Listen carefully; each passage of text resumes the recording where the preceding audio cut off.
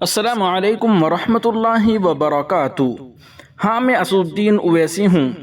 G, member of parliament, مجلس اتحاد المسلمین کا قومی صدر، زرق سیاستداں، شیر دکن، خطیب شعلہ بیاں، نقیب ملت، حاضر جواب بیرسٹر اسدالدین اویسی ہوں۔ میری پیدائش 13 مئی 1969 کو حیدرآباد کے معروف و مشہور سیاستداں سلطان صلاح الدین اویسی کے گھر میں ہوئی۔ میرے والد صلاح الدین اویسی ملکی سیاست میں اہم مقام رکھتے تھے۔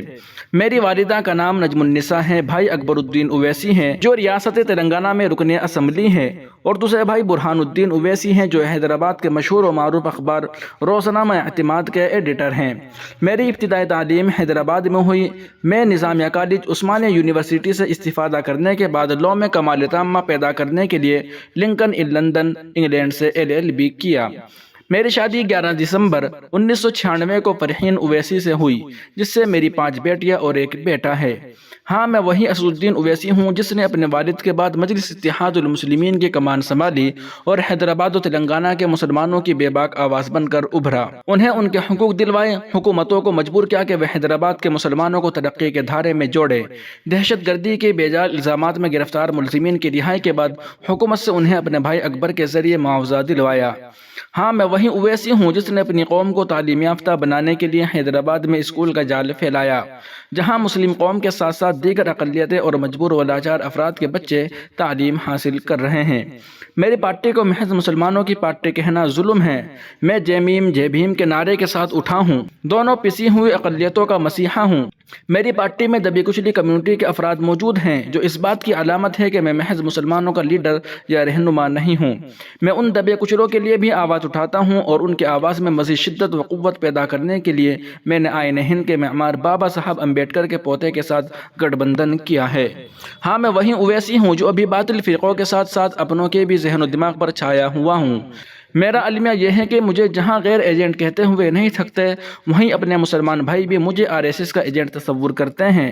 میں نے حیدرآباد سے آگے کی سیاست کا سوچا تو بہاریوں نے مجھے ایجنٹ اور کانگریس مخالف سمجھ کر ووٹ نہیں دیا۔ UP میں بھی اتر پردیش والوں نے مجھے ایجنٹ سمجھا اور دھتکار دیا۔ میں نے ہر محاذ پر اپنے دلائل سے مسلم امہ کی پریشانیاں بیان کی اور رویا گڑ گڑایا، لیکن میرے رونے کو مگرمچھ کا آنسو قرار دیا گیا، میرے بلکنے کو مکاری و عیاری سے تعبیر کیا گیا۔ ہاں، میں وہی اویسی ہوں جسے مہاراشٹر میں بھی ووٹ نہ دے کر بے عزت کیا گیا۔ ہاں، میں وہی اویسی ہوں جس کا بھائی اکبر الدین اویسی ہے، جسے دشمنوں نے راہ چلتے گولیاں مار دی کہ یہ سچ بولتا ہے۔ ہاں، میں وہی اویسی ہوں جو مسلمانوں کے ہر مسائل کو اپنی استعداد و طاقت کے مطابق پارلیمنٹ میں اٹھاتا ہوں، لیکن الیکشن آتے ہی جہاں میں کھڑا ہوتا ہوں مجھے ایجنٹ قرار دے کر زیر کر دیا جاتا ہے۔ اسی ایجنٹ قرار دیے جانے کی وجہ سے میں نے گجرات اسمبلی الیکشن میں امیدوار نہ کھڑا کیا، لیکن یہ خود کو سیکولر کہنے والی جماعت جیت گئی۔ کیا وہاں بہوجن سماج پارٹی اور RSS کی چڈی میں ملبوس ملائم سنگھ کی سماجوادی پارٹی نے خانہ خراب نہ کیا؟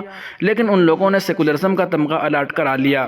انہیں کوئی ایجنٹ نہیں قرار دے گا، ایجنٹ تو صرف میں ہی ہوں۔ پھر بھی اسی ایجنٹ کا داغ لیے ہوئے ہمیشہ پارلیمنٹ گیا اور وہاں بحثیں کی، پاگل تک قرار دیا گیا۔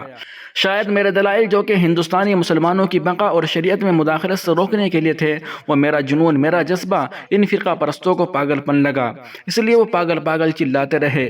ہاں، میں پاگل ہوں، شریعت کو بچانے کے لیے پاگل ہوں، اپنی ماؤں بہنوں کو بے عزتی سے بچانے کے لیے پاگل ہوں، لیکن خدا را مجھ پر بھروسہ رکھے، میں ایجنٹ نہیں۔ ایجنٹ مراعات حاصل کیا کرتے ہیں، بحثیں نہیں کرتے۔ ایجنٹ گردن جھکا کر صرف ہاں میں ہاں ملایا کرتے ہیں، میری طرح آنکھوں میں آنکھیں ڈال کر باتیں نہیں کیا کرتے۔ شاید آپ کو 28 دسمبر 2017 کے دن ایوان ہند میں میری بحث میرے دلائل سے یقین ہو گیا ہوگا، اور اگر نہ ہوا ہوگا تو ڈرتے رہے BJP سے، جھیلتے رہے کانگریس کو جس نے ہمیشہ آستین میں خنجر چھپا کر آپ کا قتل کیا ہے۔ اس دن بھی اس نے سر عام بھگوا قانون کے نفاذ میں بھگوائیوں کا ساتھ دیا۔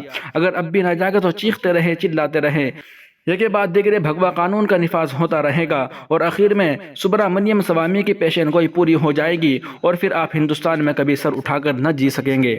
ہاں، میں وہی اسدالدین اویسی ہوں جس کے بارے میں قائد جمعیت مولانا محمود مدنی نے کہا تھا کہ ہم انہیں حیدرآباد سے باہر تسلیم نہیں کریں گے۔ واقعی انہوں نے اپنے طور پر درست کہا۔ ظاہراً تو یہی ثابت ہوتا ہے کہ جہاں جہاں میں نے امیدوار کھڑے کیے وہاں فرقہ پرست پارٹیوں کو فائدہ پہنچا، لیکن کیا آزادی کے بعد سے اب تک کانگریس سے، جس کی حمایت مسلمان کرتے بتا رہے ہیں مسلمانوں کو کیا ملا؟ ٹاڈا پوٹا فسادات، بابری مسجد کی شہادت جیسا ناصور، یو پی میں ملائم سنگھ اور مایاوتی پر بھروسہ کرنے سے کیا حاصل ہوا؟ مظفر نگر فسادات کا زخم۔ ہاں، بہار میں مسلمانوں نے لالو پر بھروسہ کیا، ان کے دور میں فسادات نہیں ہوئے، لیکن مسلمانوں کو پسماندہ کرنے کے لیے کوئی کسر نہیں چھوڑی گئی۔ میں صرف پورے ہندوستان کے مسلمانوں کو حیدرآباد کے مسلمانوں کی طرح خوشحال، ونڈر اور بے باک دیکھنا چاہتا ہوں، تعلیم یافتہ دیکھنا چاہتا ہوں۔ اس کے لیے میں اپنے امیدوار کھڑے کرتا ہوں۔ پہلے نام و نہاد علاقائی پارٹیوں سے گفت و شنید کرتا ہوں کہ اگر فرقہ پرستی سے آپ لوگ لڑ رہے ہیں تو مجھے بھی فرقہ پرستوں سے لڑنے والوں میں شامل فرما لے، لیکن مجھے شامل نہیں کیا جاتا۔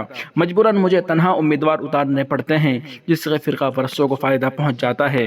اگر سیکولر پارٹیاں مجھے بھی اتحاد میں شامل کر دیں تو فرقہ پرستی کو مات دینے میں آسانی ہوگی۔ لوگ میرے بارے میں کہتے ہیں میرے بیان سے فرقہ پرست متحد ہو جاتے ہیں، لیکن میں کہتا ہوں فرقہ پرستوں کے بیان سے مسلمان متحد کیوں نہیں ہو رہے؟